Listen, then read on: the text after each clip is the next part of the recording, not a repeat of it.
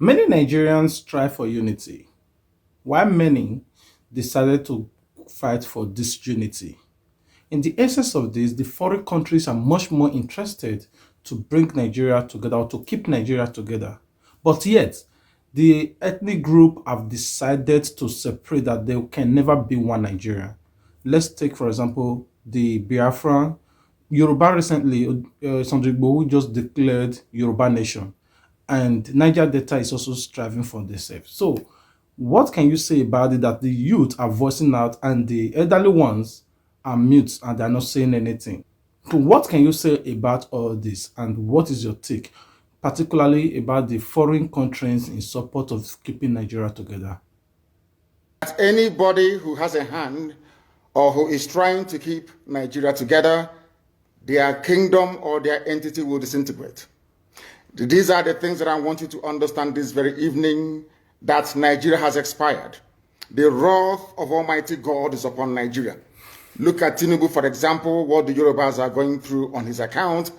Look at how the Christian minorities in the north are being slaughtered and brutally massacred by the Janjaweed elements of the caliphate, because the likes of Bishop Coker is there preaching unity that he knows doesn't exist, because Britain is directly involved in trying to keep together what God Almighty has rendered asunder. That is the reason why Mark Drakeford has come out to say that United Kingdom is over. He's a very heavyweight politician in the UK, the leader of the Welsh people. He is the first minister of the Welsh people. Wales, of course, in the UK is a principality. And mind you, Prince Charles is supposed to be the Prince of Wales, or should I say, the titular head of the government of Wales people. But here we have Mark Drakeford saying it categorically that Britain is over. The United States have a very strong influence in Nigeria, and as well very strong devotions to keep Nigeria as one. Having such country defending Nigeria and keeping Nigeria together, what can you say, and what are the chances of the subdivisions of the country? You continue to meddle in the affairs of Nigeria to the extent whereby you are presenting a stumbling block to the emancipation of the children of God, the children of light. United Kingdom will be decimated. Because you're very proud and very arrogant, because you think that you're Caucasian, you're white, you can do anything and get away with it. You may think that the disintegration of the UK has nothing to do with Biafra, but I can assure you categorically that it has.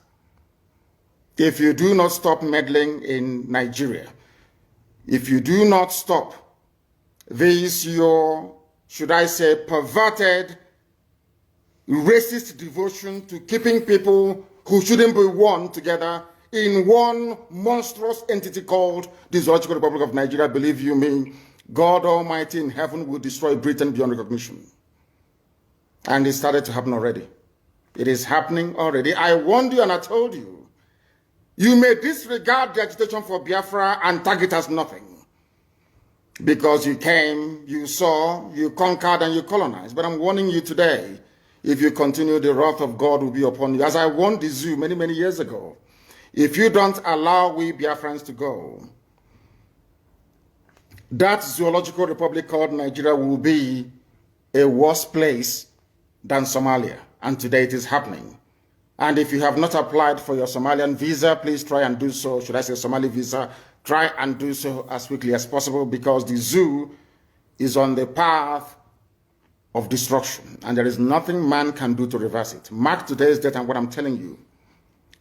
Nigeria will be destroyed beyond human comprehension. In view of this, we all know that the British having a very strong impact in Nigeria, ruling that countries, and even if they said we are independent. Okay, let's say the Nigerian government they feel the heat and they decide to say, okay, now let's divide this country. It's not even working for anybody.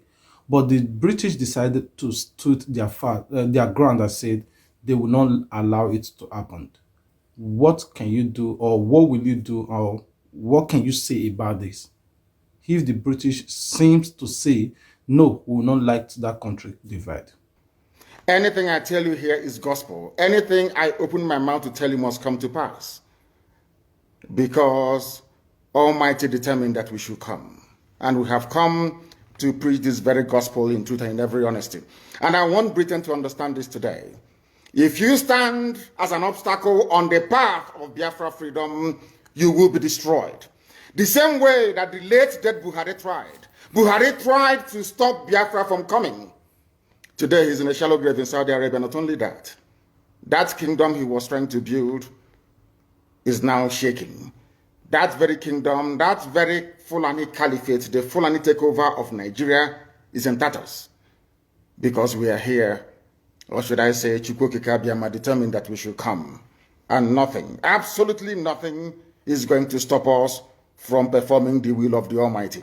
Today, I can tell you categorically that in the United Kingdom, the First Minister of Wales, part and parcel of this United Kingdom that colonized, enslaved, subjugated, and still colonizing the zoo called Nigeria till today, a part of Britain have now said that they're going to divide. They will leave. Scotland will leave.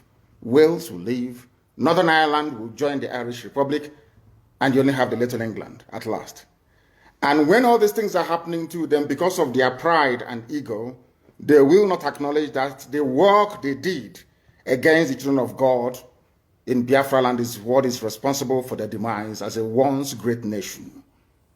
What can you say about the Benue State disagreements for you in deploying the ESN into the state without their consent?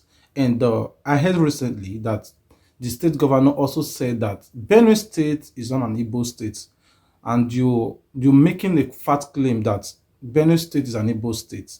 So I want you to quickly enlighten these parts. What can you say and how true is this?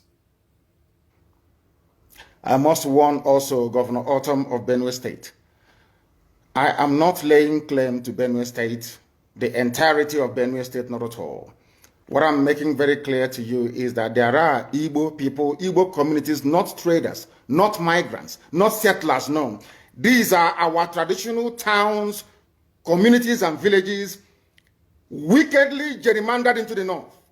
That you have Igbo people today answering Igbo names, speaking Igbo language, who are answering to Northerners. An abomination before God Almighty in heaven. I will not allow it to continue. Those Igbo-speaking parts of Benue State is part and parcel of Biafra, part and parcel of the eastern region. And should anything happen to them, if you fail to control Fulani incursion into that very territory, then ESN will continue to do their work. I never claimed the whole of Benue State. You people carved Igbo people into Benue, which is unacceptable. We are in an era, not that of the old, compromised and discredited Ohaneze Ndiara and Ndiuchu. Not in that very era. No, we are not in that anymore. We are not in the era of compromised governors in the pocket of the Fulani Caliphate. No. We are now in the era of IPOB.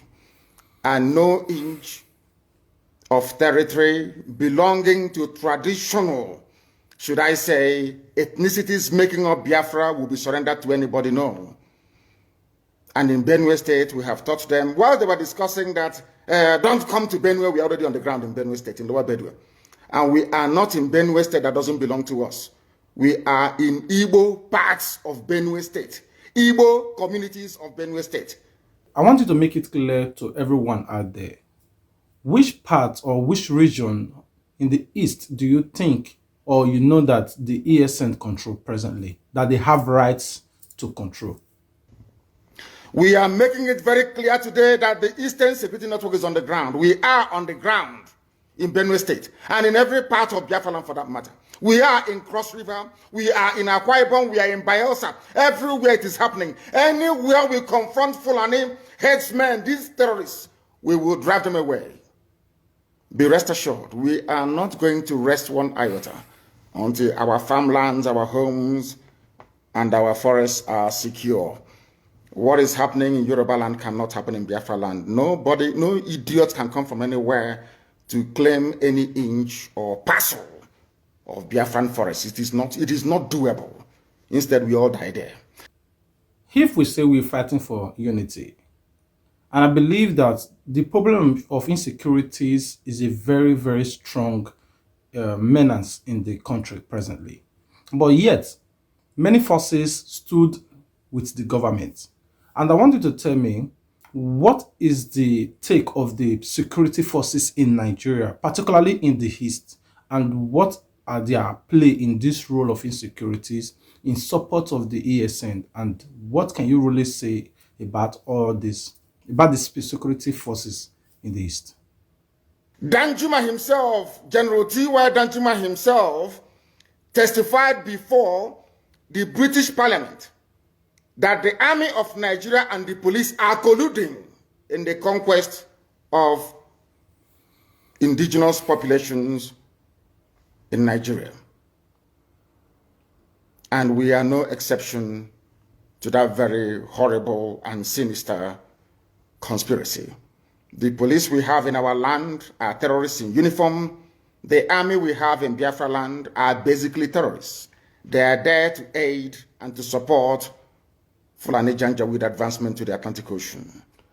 And we are there to stop them.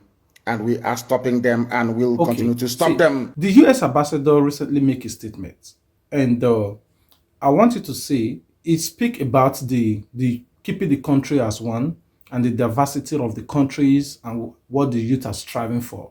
So what can you say about his statement? Because I believe that his statements really make a very strong impact in many people's mind in Nigeria, and it sends a very wrong signal to the world as large. What can you say about our response? Anybody telling you about strength in diversity, that person is a liar and a deceiver.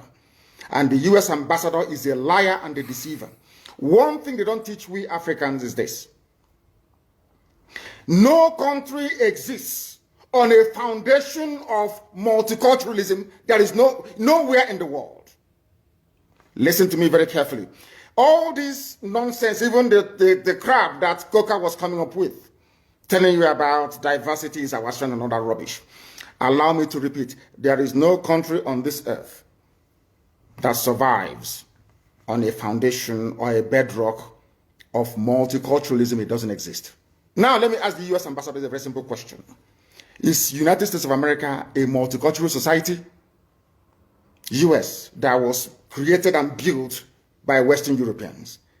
US was created, should I say, created by God, of course, built by Western Europeans, mostly English people that was fed up with the way of life of the English monarchy. They went to America on Mary Rose. I want to ask the US ambassador, I want to teach Africans what they don't know this evening. There is no country that functions on this multi-ethnic rubbish. Nowhere in the world, not even the USA, that was created by people who are not indigenous to America. The owners of the soil of America are Native American Indians. That is a fact of life. Had America been a multicultural society, they would have space for Sharia. I'm now addressing the US ambassador to try to tell them to stop deceiving people. We are educated, we went to school for a reason. We are enlightened and we have our brain intact.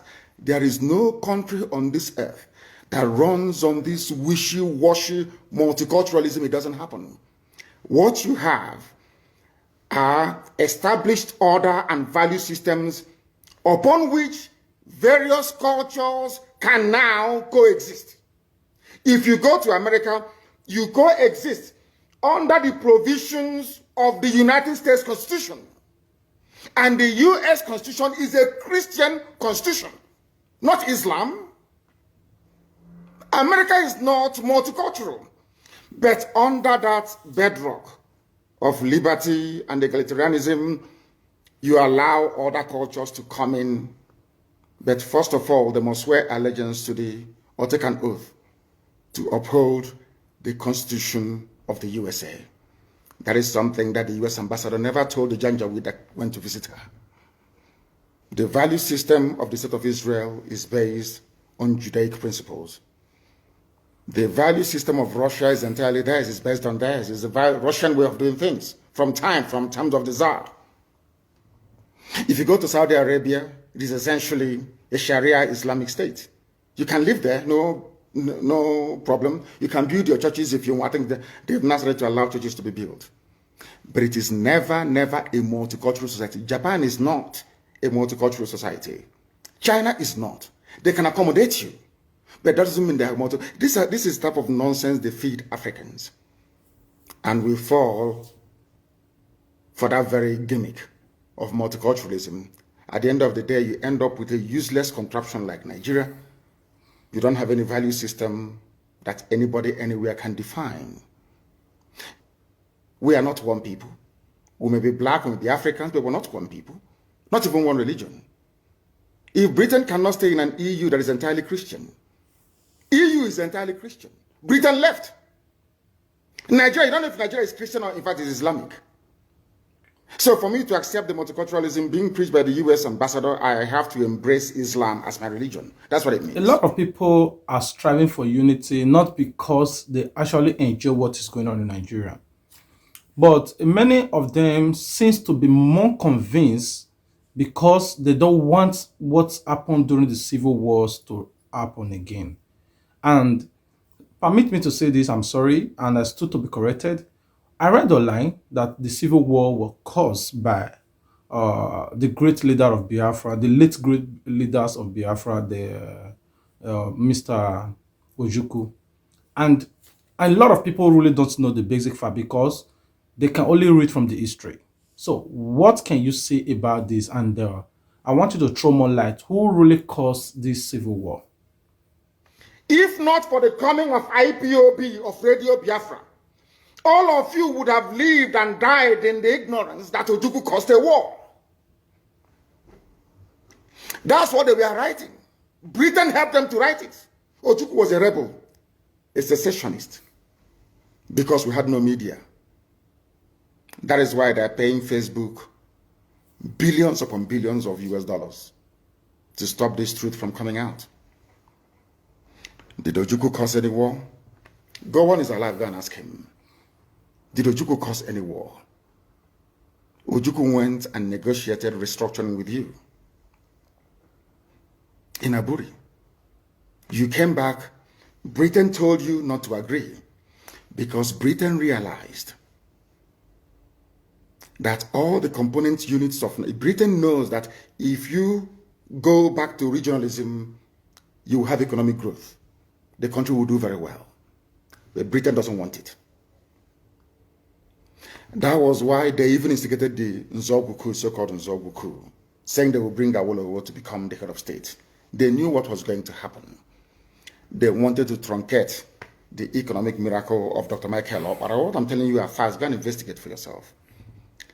In the East, you had the fastest growing economy in the whole world, over 40% every year. In the West, Awolowo was performing his own miracle as well. Even in the North, Ahmadu Bello and Tafawa Balewa were doing very well. You had all those massive industries in the North. You even had Alamajiris that were employed in the North, meaningfully employed, gainfully employed. They were all doing very well. Britain said, no, for us to control these people, we need to impoverish them. Let us introduce this war. There was a coup by Nzogwu. And after that, there was the massacre of, as usual, massacre of our people in the North. Ojukwu said, I have to secure my land and my people.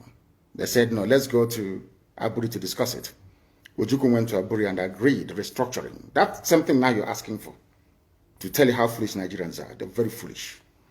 That same nonsense you're asking for now was discussed many years ago. Ojukwu sat down in Aburi with Gowon and decided that regionalism was the best way forward, restructuring, going back to who you were, 1963 Constitution, 1960-1963 Constitution. Be on your own and pay tax to the central government, as they have in America, as they have even in Britain. Britain, you have Scotland that is almost independent, Wales, the same thing, everybody is free, but Britain doesn't want the same thing they're enjoying to happen in Nigeria. Why? Ask yourself that question. Anybody telling you about one Nigeria is your enemy. I'll prove it to you now. Ojukwu negotiated devolution, regionalism. The North will be on their own, the West on their own, even Midwest on their own, and then the East on their own. It's the same one Nigeria. On their way to the airport, before they boarded the aircraft, a call came from Lagos, from the British High Commissioner in Lagos to Gowon, telling Gowon not to agree, after having signed the agreement. That same Gowon you're looking at today God kept me alive so that he can witness the destruction he will bring upon that very zoo called Nigeria. Gowon said no. Do you know all the journalists in Nigeria, none of them have ever gone to go on to ask him, why did you say no to Aburi? Aburi was restructuring. None of those agitating for restructuring right now has ever gone to go on or gone to Nigeria to say, but Ojukwu negotiated restructuring. What happened? They came back and they said no. Ojukwu said, okay, so you want to continue to kill my people all over the place? No. Because of that, I'll declare Biafra. Today, they have brainwashed all of you with the perverse notion and thinking that somehow Ojukwu is responsible for causing a war, when opposite is the case.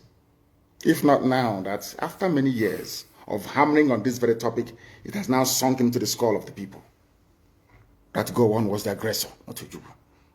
That's how Nigeria is, always blaming the victim. And we lost over 5 million people during that very genocidal war. They killed over 5 million Biafrans. They wanted to wipe us away from the face of this very earth. But we survived it, and we are here today. Those they gave birth to, that have come. And this time with a wrath that you cannot even begin to imagine. Okay, thank you very much. Before I let you go, you know, I can never allow this to pass by. I always like you to speak on the fact that how convinced are you about the Buhari death? You know, recently, there is a video trending online about a young man taking COVID-19 vaccine in form of Buhari, like they portray to the public. And let's say I'm also convinced. Okay, but on the other hand, there seems to be another video of a grown-up man speaking about the insecurities of Nigeria, like shoot aside law that anyone found with AK-47 should be shot aside. But if you seems to be very more convinced that Nigeria President Muhammadu Buhari is dead, and as well, he seems to be parading himself in a different videos, appearing and speaking. And what can you say about this? And how convinced are you that Buhari is dead, but yet seems to be appearing on video? So when God wants to destroy a nation, it comes in many ways. One, Buhari is dead. They brought in a fake. It is now dawning on the people very slowly that there is no more Buhari. People are now beginning to realize it. What I find astonishing are people that they claim are stakeholders in the zoo, those who should know better, those who should be, should I say, lead this very campaign to uncover the truth. They're all running away, they're all hiding. Do you know why they're hiding? Because the people talking about a late dead Buhari are those that oil and gas comes from their region. And they all think that they need oil and gas to survive. That is why they're all quiet. If not that Dino Malaya came out a few days ago, of course Obasanjo said it, even Aisha Buhari said it, but the husband is dead. They all pretended as if they didn't know. And we know that Buhari is dead. And when that very issue erupts the way and manner it would, later on in the coming weeks and months, the zoo cannot contain the fallout. That is number one. Number two is that everybody keeps talking about there seems to be no government, there is no direction because Buhari is not there. That is why you have no direction. That is why the country seems to be drifting. That is why there is no sense of purpose, no cohesion, because there is no Buhari. So what you have are competing interests and ideas from the Fulani cabal that is ruling the zoo, ruling all of you. You know that little boy is not Buhari. Everybody knows that. How many Buharis are you going to have before you begin to reason and begin to think? When I said it, they said it was conspiracy theory, and I said with time, today people are coming out to confirm what we have always known. What we have always known, that Buhari is dead. That is why you have what is called a drift in the government. That is why there is no clear focus, there is no clear-cut direction, not at all. If not that I talked about Aisha Buhari in my last broadcast, I wouldn't have brought her out today to speak. And she only issued a statement. Nobody saw her. She's in Dubai having fun with her boyfriend, your first lady. And I asked them, in whose reign or regime in Nigeria or anywhere else in the world do you have a first lady missing in office? Only in Nigeria. But you as a Nigerian cannot ask any questions. Because of the way you reason. The problem you have as a Nigerian is in your brain. The way you reason is flawed. Ask yourself this question. If this woman's husband is alive, what is she doing in Dubai? And with who in Dubai? Simple question. But you can't ask yourself that question because you're a Nigerian. Sometimes you don't reason very well. It is not meant to be an insult. I'm just telling you the fact of life. Buhari is no longer alive. The various Fulani groups within, some are sponsoring terrorists from all over the place to come to your land to kill you. And you want to be in the same country with the same people that imported terrorists to come to kill you. I don't understand it. You see, I am struggling to understand how some of you reason. They call themselves your patrons. They say you are Nigerians. Is that correct? Why would a fellow Nigerian go outside to the Sahel to pay people to come to kill you? They are fellow Nigerian. And after killing you, they say that those murderers and killers are now entitled to live in your forests and in your farmlands. Are all of you okay at all? Because I am struggling to understand how you people reason. The reason why I'm saying this is this. The gullible ones amongst you are the ones they are deceiving. They are deceiving all of you.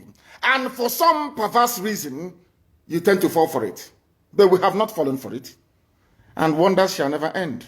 You saw the little boy that they were giving, they said they're giving him COVID-19 vaccine. And I ask you in all honesty, there are pastors and truth tellers and men of God, I believe, in Nigeria. Look at the hand of that boy. You've seen the pictures and the videos everywhere. Is that the hand of an 80-year-old man? How can all of a sudden Osibajo is now older than Buhari? Look at the videos and look at the pictures. At this point, I begin to ask some of you, are you sure that your brain is working? Your brain cells is working? People say, oh, it is a conspiracy theory. All these things that you're saying about these people, and I'm saying to them, have you not seen the picture of Osibajo taking the so-called vaccine or malaria injection? I don't know. Look at the man they claim is Buhari. Look at his hand. Is that the hand of an 80-year-old man? Is Buhari richer than Bill Gates? Is Buhari richer than George Soros? George Soros is richer than the whole of Nigeria. Bill Gates, the same thing. So if it is money that caused this very old dying man to now turn into a 35-year-old man, how come Bill Gates cannot do it? Or George Soros? Or even Queen Elizabeth for that matter? If they claim that the treatment that Buhari received that made him look this young was administered in London, the Queen is the Queen of England, the Queen of United Kingdom. Why wouldn't she go through the same treatment? Why not? Why wouldn't Prince Philip go through the same treatment and become young again? That is how Nigerians and black people reason that gives me cause for concern. If we continue this way, we can never ever build nor have any viable society, all of us together. And that is why it is very, very critical and very, very important that we do that which is right before God and man. And stop this from deceiving us. You are every head of state that took a vaccine all over the world. After taking the vaccine, they addressed their people. They spoke to the nation. Why is it that this one wearing an oversized face mask, of course on top of Buhari, hyper-reality face mask, could not utter a word? Can't you ask yourself that question? He came to take his vaccine. Go and look at other heads of state. They take their own vaccine in public and they speak. This one is like a mannequin. He comes out, you wheel him out, and they do something and he goes back in again. That tells you that Buhari is no longer alive. Buhari is in a shallow grave in Saudi Arabia. He's dead. And that is why they're in a hurry. That is why this governor can say, I will not listen to Asorok. That governor will say, let's bring in more bandits, let's settle them. That is why the government is disjointed and dysfunctional. Nobody's in charge. Obasanjo knows that nobody's in charge. I think he said that he may not agree that it's a Buhari double, but that the Buhari now in Asorok is not the one he used to know. How else do you want him to put it? He's been very prominent. He wants Nigeria to survive so that him and his friends can continue to enjoy oil money. That's all. Oil money. That's nothing more, nothing less. Just oil money. Okay, thank you very much for honoring our invitations, and we really do appreciate you for the great effort and the privilege given to us, at least to invite you to our platform for interview. And for everyone that is viewing this video, please, we appreciate if you subscribe to our YouTube channel, and we also appreciate if you follow us on Facebook if you are viewing it on Facebook. But in particularly, we need more of your great effort on YouTube channel, because this is the only way we get paid for our great effort. Anyway, I know a lot of you also find it already understanding that the video was doctored. With the reason for it is to make it more easier for our viewers, so that they will not spend much time to watch everything, and they will not everybody. I know it was also good to watch everything, but at the same time, it's also more easier for you to understand the key points of the message. So thank you very much. We really do appreciate you. Let's be a brother, let's be a family, because fighting against one another on the social media is part of this unity. So if you are in support of what I'm doing, please, I really do appreciate you. I'm begging. I don't have any friends. I don't have fans. All I have is family. Everybody that is watching my videos are my family. And I thank you all for your great support. Until we meet again, stay tuned with Plan B TV. Please do not forget to go and subscribe. It's Plan B TV Talk Show. So we have Plan B TV News before. So we are moving most of our content, like talk show like this, to Plan B TV Talk Show.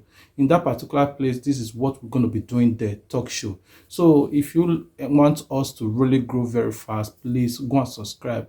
Please, I'm begging. Okay, until we meet again, stay tuned with Plan B TV. Welcome to the shine is here. We had to give you the news, to tell you what in the south. Put up your lights, put up your comments, share it to your friends, and share to your family. Don't forget to subscribe to get notified. And I see the show you support. Now say God bless you too. Sense on the bed. Plan B TV, Plan B TV, Plan B TV, Plan B TV. Oh, Plan B TV, Plan B TV, Plan B TV, Plan B TV.